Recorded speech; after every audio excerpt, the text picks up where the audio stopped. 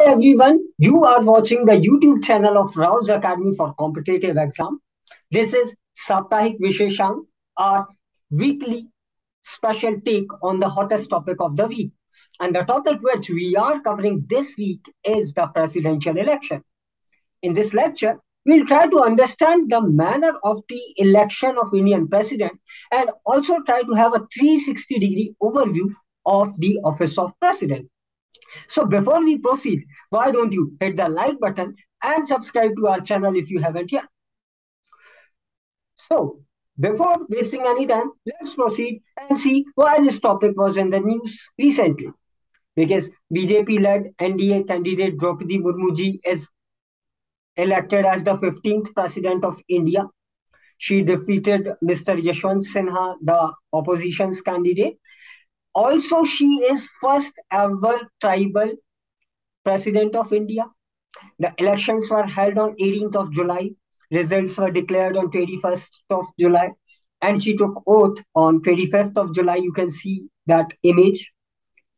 All right. So therefore, this topic was into the news. Let us try and understand how the election of president take place in India. So this topic is going to be very, very, very important for UPSC and other state PCS exams.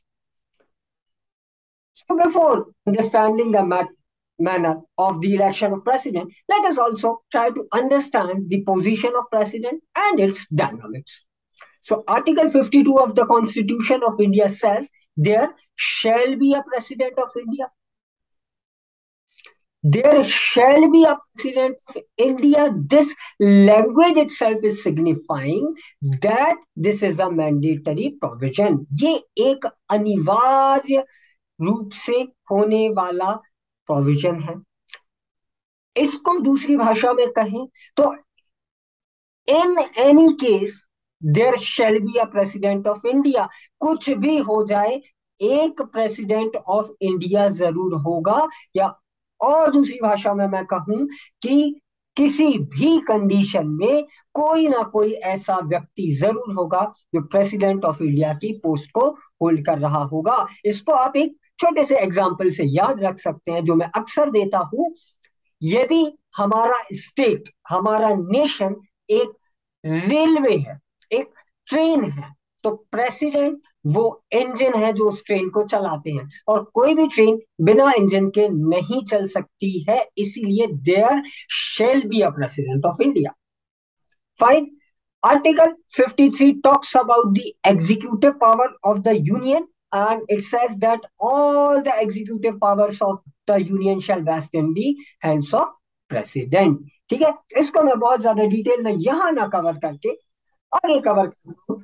हम सारे के सारे executive power और different power समझने की कोशिश करते हैं प्रेसिडेंट के. और एग्जीक्यूटिव पावर से शुरू करते हैं कि प्रेसिडेंट के पास कौन कौन सी ऐसी कार्यपालिक शक्ति होती है. So number 1, he is the executive head of state.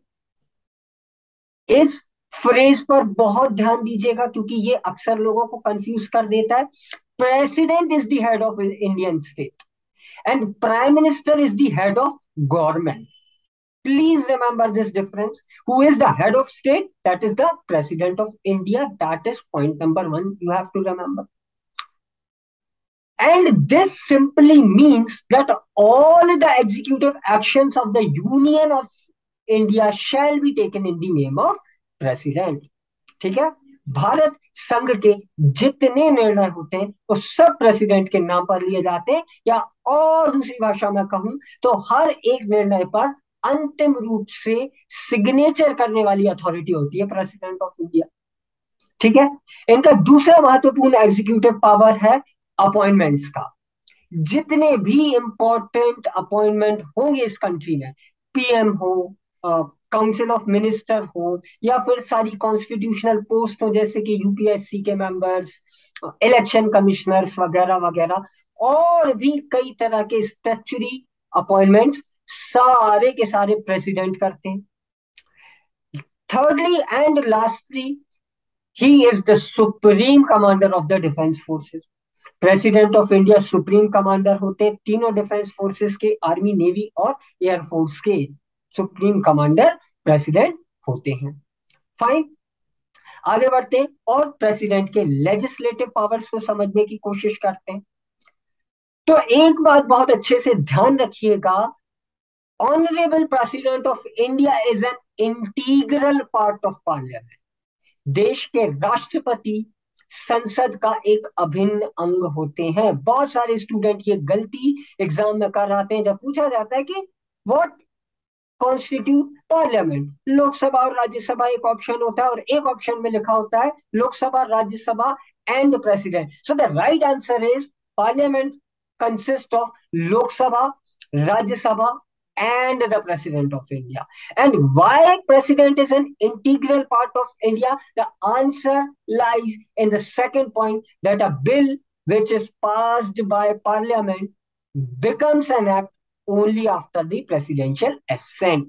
राष्ट्रपति की सहमति के बाद ही कोई बिल अधिनियम बनता है। ठीक है, संसद का काम है देश को चलाने के लिए कानून बनाना, लेकिन वो कानून कंप्लीटली बना तब माना जाएगा जब प्रेसिडेंट उस पर अपने सिग्नेचर कर देंगे। ये भी एक विधिक शक्ति है। ठीक है, ये एक लेजिस्लेटिव पावर है प्रेसिडेंट का। And lastly, under the purview of article 123, president can promulgate ordinances. राष्ट्रपति महोदय अध्यादेश जारी कर सकते हैं। क्या होता है ऑर्डिनेंस या अध्यादेश? एक टेम्परेरी लॉ होता है, फॉर अ टाइम बीइंग के लिए होता है, यदि लोकसभा और राज्यसभा सेशन में नहीं है और एक बहुत ही इमीडिएटली रिक्वायर्ड है, बहुत ही अर्जेंट कोई मैटर है जिस पर कानून बनाना जरूरी है, तो ऐसी कंडीशन में प्रेसिडेंट 123 की पावर्स को एक्सरसाइज करके एक अध्यादेश, एक ऑर्डिनेंस प्रोम्यूलगेट कर सकते हैं। फाइन, थर्ड आते हैं न्यायिक शक्तियां या जुडिशियल पावर में। तो the most important judicial power of the president of India is appointment of जजेस of supreme court and high court. ये अपॉइंटमेंट्स मैंने एग्जीक्यूटिव पावर से भिन्न लिखे हैं क्योंकि ये जुडिशरी से रिलेटेड है, इसलिए इनको जुडिशियल पावर कंसीडर किया जाता है।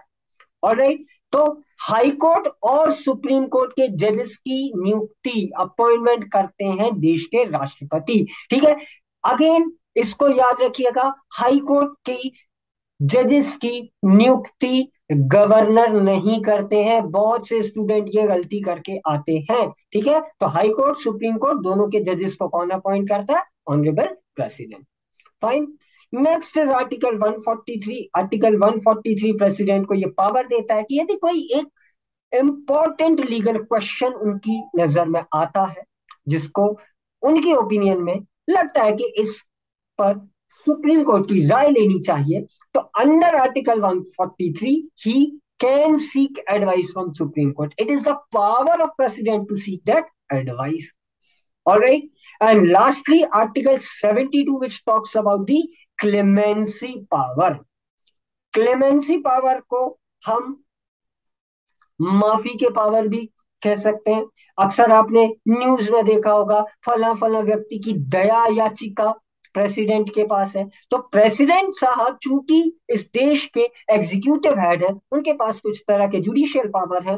वो सजाओं को कम कर सकते हैं, माफ कर सकते हैं, उनका नेचर थोड़ा सा डिक्रीज कर सकते हैं, एक्सेट्रा। ये सारी पावर आर्टिकल 72 में दी है, जिनको क्लेमेंसी पावर या पार्डनिंग पावर भी कह दिया जाता है।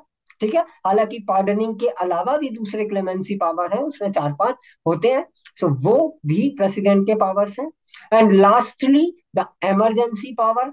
देश में इमरजेंसी की प्रोक्लेमेशन प्रेसिडेंट करते हैं। 3 तरह की इमरजेंसी होती है, under article 352 national emergency, under article 356 presidential rule और अंडर आर्टिकल 360 फाइनेंशियल इमरजेंसी। ये तीनों तरह की इमरजेंसी प्रेसिडेंट साहब प्रोक्लेम कर सकते हैं। ऑलराइट, आगे बढ़ते हैं और अब समझने की कोशिश करते हैं कि कैसे भारत में प्रेसिडेंट का इलेक्शन होता है।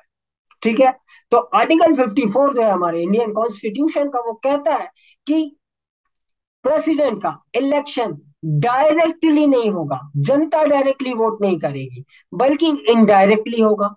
इनडायरेक्टली होगा अर्थात एक इलेक्टोरल कॉलेज होगा, एक निर्वाचक मंडल होगा जो मिलकर प्रेसिडेंट के लिए वोट करेगा।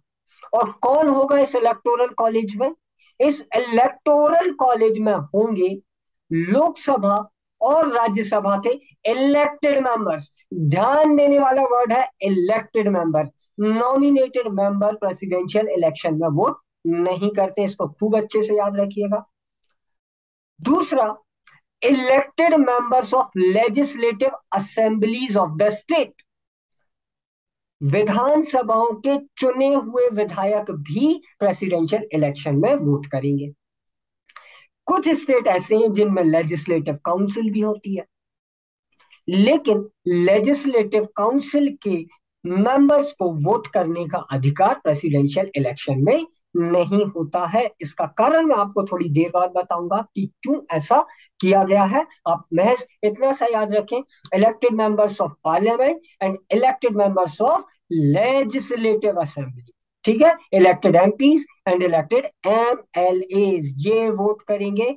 एक छोटा सा इसका स्पष्टीकरण भी दिया हुआ है, एक्सप्लेनेशन भी दिया हुआ है कि यहाँ पर स्टेट में national capital territory of Delhi और यूनियन टेरिटरी ऑफ पौंडीचेरी भी इंक्लूसिव होगा। ये दो क्यों इंक्लूड है स्टेट में? क्योंकि ये दो ऐसी यूनियन टेरिटरीज हैं जिनमें विधानसभा भी होती है, तो दिल्ली और पुडुचेरी के विधायक भी प्रेसिडेंशियल इलेक्शन में वोट करेंगे। Alright, so I hope the electoral college is clear. अब कुछ छोटे छोटे और महत्वपूर्ण पॉइंट्स हम देख लेते हैं जो प्रेसिडेंशियल इलेक्शन से रिलेटेड है। पहला पॉइंट जो आप याद रखिएगा, जो सीधा एक क्वेश्चन बन सकता है कि प्रेसिडेंट का इलेक्शन कंडक्ट कौन कराता है, तो प्रेसिडेंशियल इलेक्शन इस देश में कंडक्ट कराती है इलेक्शन कमीशन, निर्वाचन आयोग, ठीक है, निर्वाचन आयोग इसको कंडक्ट कराता है। ऑलराइट, दूसरा, आपने शायद इस बार न्यूज में सुना होगा प्रेसिडेंशियल इलेक्शन में कि ऑपोजिशन के कुछ मेंबरान ने क्रॉस वोटिंग कर दी। ऑपोजिशन के कैंडिडेट यशवंत सिन्हा जी को वोट नहीं दिया, द्रौपदी जी को वोट दे दिया। आमतौर पर क्रॉस वोटिंग एक पीनल एक्शन को इनवाइट करता है। उस पीनल एक्शन को हम कवर करते हैं एंटी डिफेक्शन लॉ में, जिसे हम दल बदल कानून भी कहते हैं। यदि आपने अपनी पार्टी लाइन के अगेंस्ट जाकर वोट कर दिया है तो आपकी मेंबरशिप खत्म हो जाती है, इसको कहते हैं एंटी डिफेक्शन लॉ। लेकिन प्रेसिडेंशियल इलेक्शन में एंटी डिफेक्शन लॉ अप्लाई नहीं होता है, ठीक है। इलेक्टर जिसको मर्जी चाहे वोट अपना दे सकते हैं, ठीक है, इस बात को आप याद रखिएगा। एंड लास्टली, यदि कोई भी डिस्प्यूट अराइज होता है प्रेसिडेंशियल इलेक्शन को लेकर, और न सिर्फ प्रेसिडेंशियल बल्कि वाइस प्रेसिडेंशियल इलेक्शन को लेकर भी, तो ये सिर्फ और सिर्फ सुप्रीम कोर्ट के जुरिस्डिक्शन की बात है। ये डिस्प्यूट कौन सेटल करेगा? सुप्रीम कोर्ट करेगा, ठीक है। Honourable supreme court has the power to decide such dispute. No high court और lower court shall have the jurisdiction over such matter. It is the original jurisdiction of Supreme Court. The matter has to go in Supreme Court and nowhere else. All right, ये तीनों point बड़े महत्वपूर्ण point है, आप इन्हें जरूर याद रखिएगा। अब हम मैनर समझने की कोशिश करते हैं कि क्या मैनर होता है। तो आर्टिकल 55 एक बड़ी खूबसूरत सी बात कहता है कि there shall be uniformity in the scale of representation of different states. बराबरी का एक प्रपोर्शन मेंटेन करना पड़ेगा। इसको हम थोड़ा सा समझने की कोशिश करते हैं इस पर्टिकुलर आर्टिकल। कुछ हमारे यहां पर छोटे छोटे स्टेट हैं एरिया वाइज, और कुछ एरिया वाइज बहुत बड़े स्टेट हैं। ऑल्सो हमारे यहाँ पर कुछ पॉपुलेशन वाइज बहुत बड़े स्टेट हैं और कुछ पॉपुलेशन वाइज बहुत छोटे स्टेट हैं, या यूं कह लें कि जिनकी जनसंख्या, जिनकी पॉपुलेशन बहुत कम। तो अब यदि ये यूनिफॉर्मिटी का स्केल नहीं मेंटेन किया जाएगा तो प्रेसिडेंशियल इलेक्शन में डोमिनेंस बढ़ जाएगा उन स्टेट का जो कि बड़े स्टेट है। और ऐसा ना हो, प्रेसिडेंट पूरे देश को रिप्रेजेंट करते हैं, वो पूरे कंट्री के हेड हैं, ना कि कुछ गिने चुने बड़े बड़े स्टेट्स के। इसलिए यूनिफॉर्मिटी को इंश्योर करा जाएगा, ये बात कहता आर्टिकल 55। और अभी थोड़ी देर पहले मैंने आपको कहा था कि लेजिस्लेटिव काउंसिल, विधान परिषद के मेंबर्स इस इलेक्शन में वोट नहीं देते, इसका कारण ही ये है। लेजिस्लेटिव काउंसिल के मेंबर्स इसलिए वोट नहीं देते क्योंकि लेजिस्लेटिव काउंसिल सिर्फ और सिर्फ उन स्टेट में है जो पॉपुलेशन वाइज थोड़े बड़े हैं, जिनमें ज्यादा विधानसभा सीट्स हैं। ठीक है, उन्हीं स्टेट्स में लेजिस्लेटिव काउंसिल होती है, और यदि लेजिस्लेटिव काउंसिल को भी अलाउ कर दिया जाए वोट करने, तो फिर उन बड़े स्टेट्स का डोमिनेंस बढ़ जाएगा। इस वजह से लेजिस्लेटिव काउंसिल के मेंबर्स को वोट नहीं करने दिया जाता है। ये एक बात मैं समझता हूं आपको क्लियर हुई होगी। दूसरी बात, हर स्टेट से जो भी मेंबर होगा उसके पास केवल एक वोट होगा। One member one vote, every member has one single vote, he can give only one vote, but the value of vote is different. कितनी होती है वैल्यू ऑफ वोट? आइए समझते हैं, उसका एक छोटा सा फॉर्मूला है। फॉर्मूला बड़ा सिंपल है। जिस स्टेट से वो मेंबर आता है उसकी टोटल पॉपुलेशन को आप डिवाइड कर देंगे उस स्टेट से आने वाले टोटल नंबर ऑफ एमएलए, और उस नंबर को मल्टीप्लाई करना होगा 1000 से। ठीक है, स्टेट की पॉपुलेशन को डिवाइड करेंगे total number of MLA into 1000, जो नंबर आएगा वो होगी एक विधायक के, एक एमएलए की वोट की वैल्यू। अब हम एमपीज के वोट की वैल्यू समझ लेते हैं। तो एमपीज के वोट की वैल्यू होती है इलेक्टेड एमएलए को जो वोट असाइन हुए हैं उसको डिवाइड कर देंगे टोटल नंबर ऑफ एमपी से। वहां पर इस फॉर्मूला से हमें एक मेंबर ऑफ पार्लियामेंट का वोट शेयर पता चल जाएगा।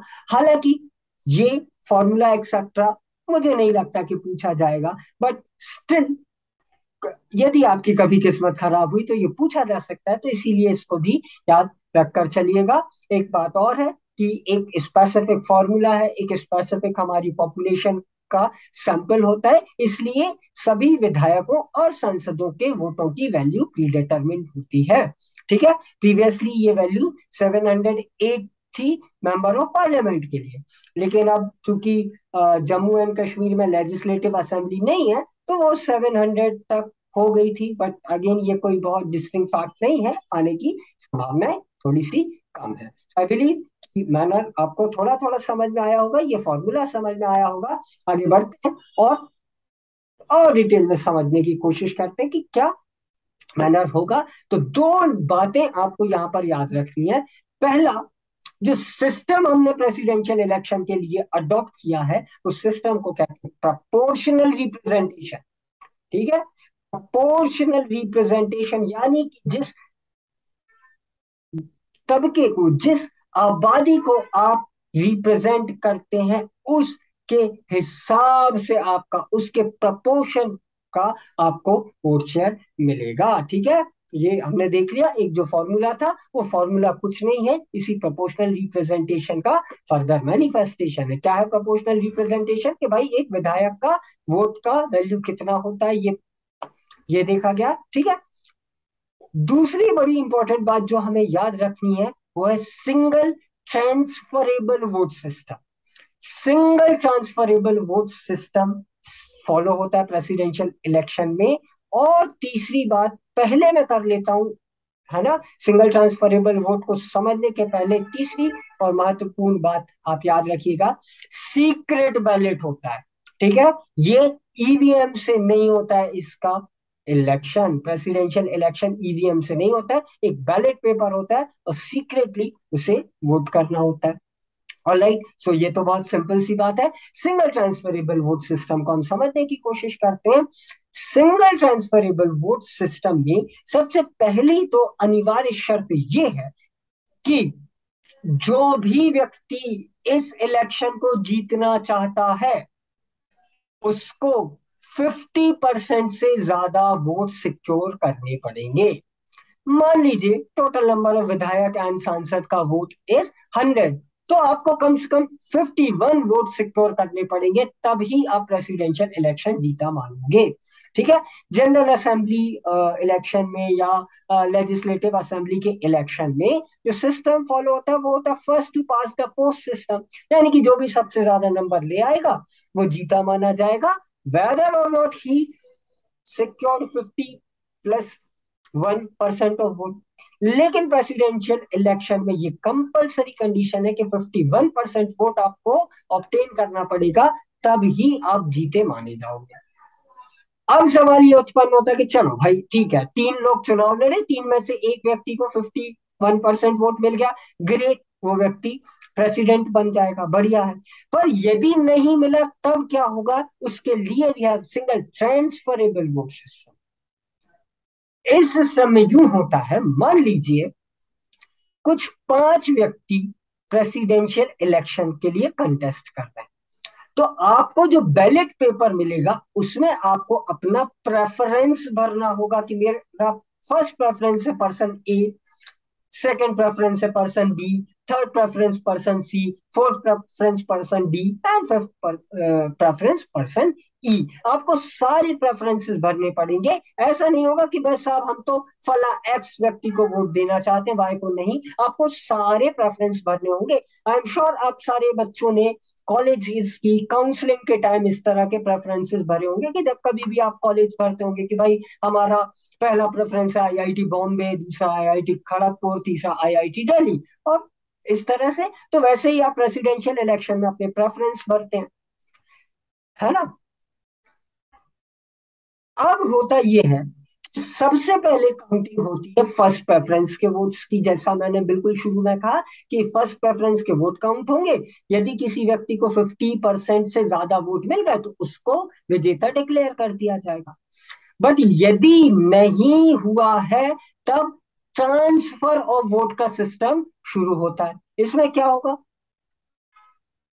जिस व्यक्ति को, जिस कैंडिडेट को सबसे कम फर्स्ट प्रेफरेंस के वोट मिले हैं, उसके वोट्स को कैंसिल कर दिया जाएगा। ठीक है, उसके वोट्स को कैंसिल कर, मान लीजिए पर्सन ई को कुछ 5% वोट मिले थे, ठीक है, फर्स्ट प्रेफरेंस के, तो वो पूरे 5% फर्स्ट प्रेफरेंस के वोट कैंसिल कर दिए जाएंगे और सेकंड प्रेफरेंस के वोट्स की काउंटिंग वहां से शुरू हो जाएगी। और इस तरह से 50+1 का टारगेट अचीव करने की कोशिश की जाएगी। I hope this idea of single transferable vote system is clear. तो मैनर क्या है हमारे प्रेसिडेंशियल इलेक्शन का? Uh, it should be done by the proportional representation. B, it should be done by the single transferable vote system. And C, it should be done by a secret ballot system. ठीक है, तो यदि कहीं ये question आता है 3 number में, 5 number में, कि क्या मैनर है, यही 3 बातें आपको लिखनी है and you will get. Now we should also understand what is the qualification to become a president. अब ऐसा तो है नहीं कि कोई भी मुंह उठाए और प्रेसिडेंट बन जाए, है ना। उसके लिए कुछ तो योग्यताएं, कुछ तो एलिजिबिलिटी होनी चाहिए। एक नॉर्मल सा क्लर्क बनने के लिए कुछ एलिजिबिलिटी होती है, पर प्रेसिडेंट साहब तो देश के हेड है। ये बात हमने बिल्कुल शुरू में समझी थी। तो क्या क्वालिफिकेशन है? तो पहली क्वालिफिकेशन तो एक तरह का थंब रूल जैसे आप याद कर लीजिए। कॉन्स्टिट्यूशन की कोई भी पोस्ट आप पढ़ेंगे, कोई भी कॉन्स्टिट्यूशनल पोस्ट आप पढ़ेंगे, किसी भी संवैधानिक पद को पढ़ेंगे, तो उसकी पहली एसेंशियल ये होती है, he shall be a citizen of India. ठीक है, भारत का नागरिक होना जरूरी है। ठीक है, कोई विदेशी आकर ये नहीं बोल सकता कि हमको भाई साहब इंडिया का प्रेसिडेंट बनना है। ऑलराइट, दूसरी इंपॉर्टेंट क्वालिफिकेशन है मिनिमम 35 ईयर्स ऑफ एज उनकी होनी चाहिए। 35 वर्ष की आयु उन्होंने कंप्लीट कर लिया तो वे देश के राष्ट्रपति बन सकते हैं। तीसरी सबसे महत्वपूर्ण क्वालिफिकेशन है, he should have all the qualification to become member of Lok Sabha. एक बार फिर से ध्यान से पढ़ें, he should have all the qualification to become a member of Lok Sabha. यानी कि लोकसभा का मेंबर बनने के लिए वो व्यक्ति क्वालिफाइड होना चाहिए। ये नहीं लिखा है कि he should be a member of Lok Sabha. ठीक है, दोनों में अंतर है। आप किसी चीज के लिए क्वालिफाइड है तो जरूरी नहीं है कि वो चीज आप करें। For example, if you are graduate you can be eligible for appearing in civil services exam, but it is not mandatory for you to appear in those exams. Fine, so he must possess this qualification to become a member of Lok Sabha. This is the third point. Fourth point, he should not hold any office of profit under union government, state government or the local governments. ठीक है, कोई भी लाभ का पद office of profit hold नहीं करेंगे।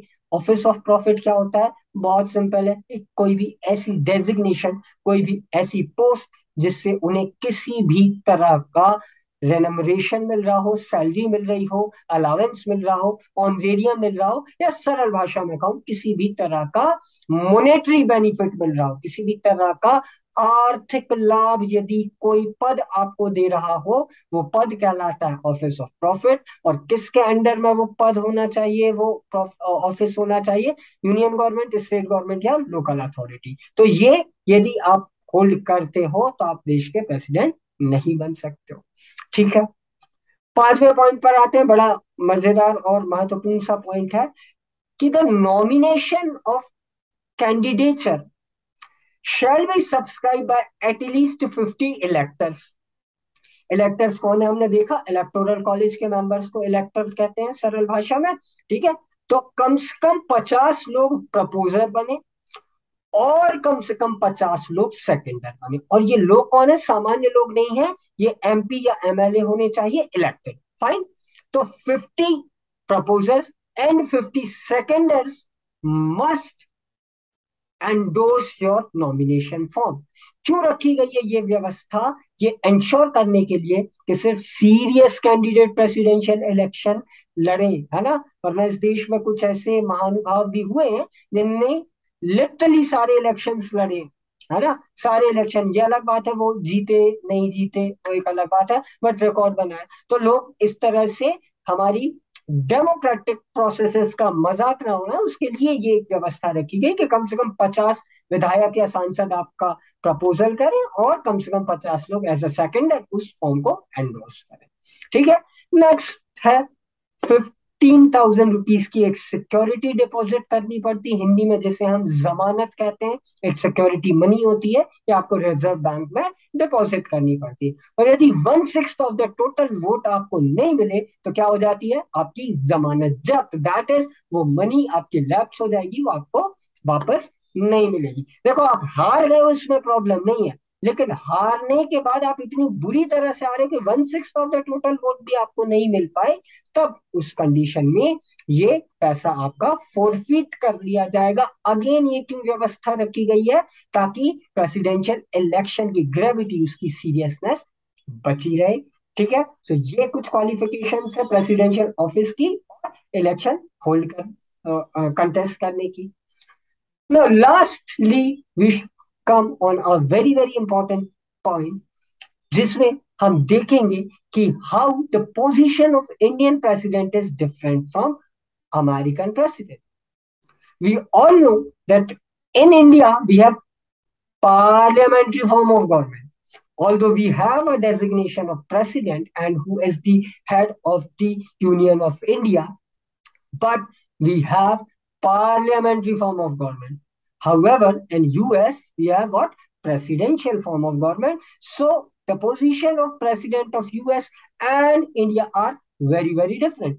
आइए समझने की कोशिश करते हैं कैसे वो डिफरेंट है। तो यूएस का प्रेसिडेंट जो होता है वो हेड ऑफ स्टेट और हेड ऑफ गवर्नमेंट दोनों होता है।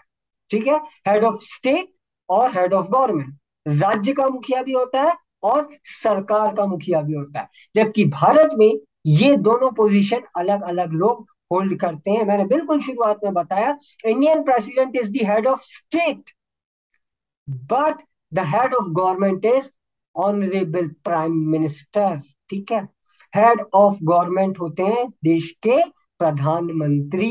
ठीक है, सरकार के मुखिया प्रधानमंत्री होते हैं और राज्य के मुखिया प्रेसिडेंट होते हैं। इसी को लेकर एक और फ्रेज अक्सर आता है, the D head of India is president, but the de facto head of India is the prime minister. Or in other words, it is also said that the titular head of our country is the president, but the actual head is the prime minister। ठीक है, लेकिन US में वही head of state और head of government दोनों एक ही शख्स होता है, that is the president. Fine, तो ये था हमारा पहला डिफरेंस। दूसरा, अमेरिकन प्रेसिडेंट जो है वो पूरे देश के लिए पॉलिसी फॉर्मुलेट कर सकता है independently without any external interference. However, in Indian context, president cannot formulate any policy, or in fact, a president cannot exercise any of his or her function without the advice of council of minister. ये line बड़ी महत्वपूर्ण है याद रखने के लिए.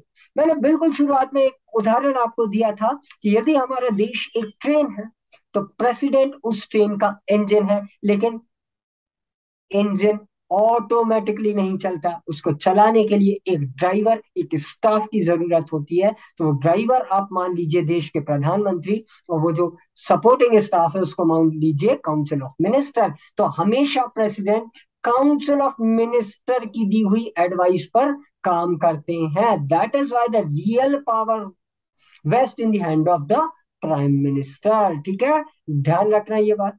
ठीक है, इसलिए अमेरिका के प्रेसिडेंट तो इंडिपेंडेंटली सारे डिसीजन ले सकते हैं, पॉलिसी बना सकते हैं, लेकिन इंडियन प्रेसिडेंट ये नहीं कर सकते. उनको हर चीज के लिए किससे एडवाइस लेनी पड़ेगी? काउंसिल ऑफ मिनिस्टर, मंत्री परिषद से वो सुझाव लेंगे, तभी काम करेंगे. ठीक है. थर्डली, यूएस के प्रेसिडेंट का डायरेक्ट इलेक्शन होता है, सिटीजन खुद वोट करते हैं. जबकि इंडिया में क्या होता है? इंडिया में प्रेसिडेंशियल इलेक्शन में इनडायरेक्ट वोट होता है, या यूं कह लें electoral college of MPs and MLAs gives vote for presidential election. ठीक है. लास्ट पॉइंट हम देखते हैं, बड़ा इंपॉर्टेंट पॉइंट है कि यूएस का प्रेसिडेंट जो है वो लेजिस्लेचर का पार्ट नहीं है. यूएस के प्रेसिडेंट कांग्रेस के या सीनेट के पार्ट नहीं होते हैं. ठीक है. और ना ही वे रिस्पॉन्सिबल होते हैं यूएस की लेजिस्लेचर के प्रति. जबकि इंडिया के प्रेसिडेंट इंटीग्रल पार्ट है पार्लियामेंट का. ये बात हमने बिल्कुल शुरुआत में पढ़ी थी, that president is an integral part of the parliament. Fine. So ये भी एक बड़ा महत्वपूर्ण डिफरेंस है. आगे बढ़ते हैं और दो तीन डिफरेंस देखते हैं कि इंडियन प्रेसिडेंट जो है वो पार्लियामेंट को डिसॉल्व कर सकते हैं. यहां पर शायद पोजीशन इंडियन प्रेसिडेंट की थोड़ी सी ज्यादा है यूएस के प्रेसिडेंट से. ठीक है. इंडियन प्रेसिडेंट पार्लियामेंट को डिसॉल्व कर सकते हैं, बट यूएस प्रेसिडेंट के पास इस तरह की कोई पावर नहीं होती है. ठीक है. भारत के राष्ट्रपति पार्लियामेंट को भंग कर सकते हैं, डिसॉल्व कर सकते हैं, लेकिन यूएस के प्रेसिडेंट ऐसा नहीं कर सकते. ठीक है. आगे बढ़ते हैं और वीटो पावर के मामले में डिफरेंस देख लेते हैं. वीटो पावर देखा जाए तो इंडियन प्रेसिडेंट के पास नहीं है, या यूं कह लें कि बहुत लिमिटेड वीटो पावर है. यूएस प्रेसिडेंट के पास वीटो पावर होता है. ठीक है. एक बार कम से कम वो वीटो कर सकता है. वीटो मतलब कि नहीं कर रहे हम साइन. ये लीजिए, यदि यूएस का प्रेसिडेंट किसी भी बिल पर वीटो एक्सरसाइज कर देगा तो वो बिल लैप्स हो जाएगा. हालांकि ये पावर सिर्फ एक बार एक्सरसाइज कर सकता है प्रेसिडेंट. वो एक बार वीटो कर सकता है किसी बिल को, लेकिन अगली बार यदि 2/3 मेजोरिटी से वो बिल फिर पास हो गया तो यूएस का प्रेसिडेंट रिपीटेडली वीटो नहीं एक्सरसाइज कर सकते हैं. बट हमारे देश के प्रेसिडेंट ऐसा कोई वीटो नहीं कर सकते हैं. ठीक है. ऐसा कोई वीटो करने का राइट उनके पास नहीं होता है. ठीक है.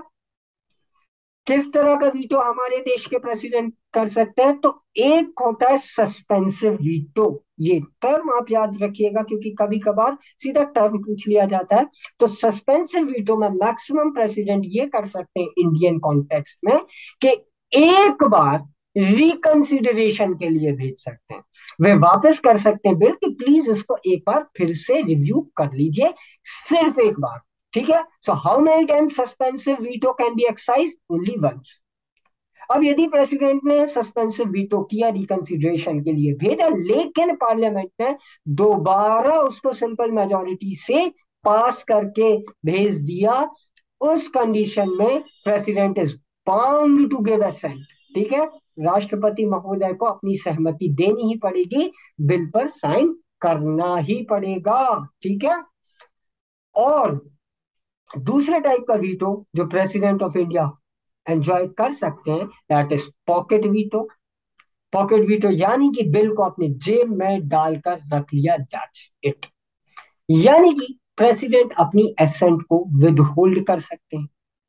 विदहोल्ड का मतलब है ना उन्होंने रिकंसिडरेशन के लिए वापस भेजा, ना साइन किया, जेब में डालकर रख लिया, कुछ भी नहीं कर रहे हैं, कोई एक्शन उस पर नहीं ले रहे हैं।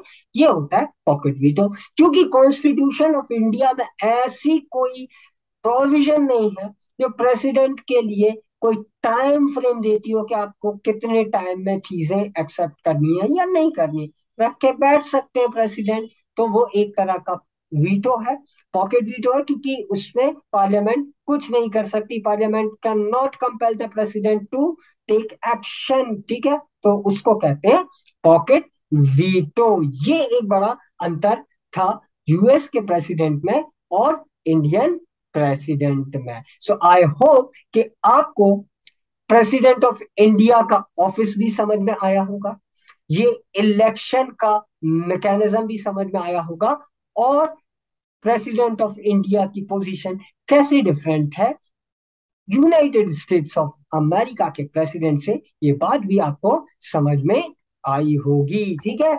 तो इसी तरह के और सारे वीडियोस लेकर हम आपके पास जरूर आएंगे। जुड़े रहिए हमारे इस चैनल पर, और इस तरह के और बहुत सारे टॉपिक्स, बहुत सारे कॉन्सेप्ट्स को समझने के लिए आज ही ज्वाइन कीजिए हमारे बैचेस यूपीएससी और एमपीपीएससी एग्जाम के लिए। आप हमारे सेंटर पर विजिट कर सकते हैं, है ना। R26 Zone 2 opposite railway track, MP Nagar Bhopal में हमारा इंस्टीट्यूट सिचुएटेड है। आप आ सकते हैं, आकर बैचेस ज्वाइन कर सकते हैं, लेकिन जल्दी कीजिएगा क्योंकि सीट हमारे पास बहुत लिमिटेड है, ठीक है। और आपने बड़े पेशेंस के साथ ये पूरा वीडियो देखा, इसके लिए thank you so much. And please do not forget to hit the like button and comment your feedbacks, and if you have any doubt regarding the office of president, do let me know in the comment section. I'll try to make them clear. Subscribe to this channel and hit that bell icon. Also follow us on Instagram and Facebook, and have a great day. We'll see you next week with another such topic. Fine. Thank you so much.